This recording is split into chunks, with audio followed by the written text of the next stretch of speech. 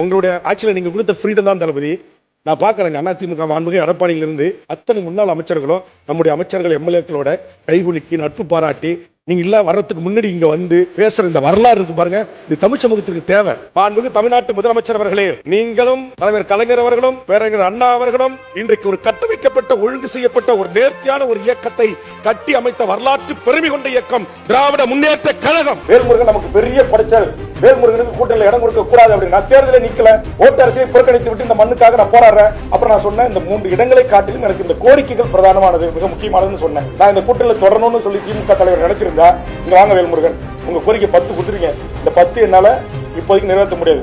5 கோரிக்கை ஆட்சிக்கு வந்த உடனே நான் நிறைவேற்றுறேன். திமுக இருந்துகிட்டு நான் பேசவே கூடாது, நீ உதயசூரிய சின்னத்தில் நின்ன, நீ வெறுமனே எங்களுக்கு வந்து ஆதரவு கட்சியா மட்டும் இருக்கணும், வாயை திறக்க கூடாது, எந்த டிமாண்ட்ஸ் எங்களுக்கு வைக்க கூடாது அப்படின்ற அடிப்படையில் நீங்க அணுகினீங்க அப்படின்னா, அப்போ இந்த 5 ஆண்டு காலத்துல எந்த அமைச்சர்கள், எந்த துறை செயலாளர்கள், யார் எங்கெங்க எந்தெந்த துறையில தவறு செஞ்சிருக்காங்க, எல்லா புள்ளிவர்களும் என் கையில் இருக்கு. இன்று முதல் தமிழக வாழ்வுரிமை கட்சி திமுக தலைமையிலான கூட்டணியில் இருந்து விலகுவது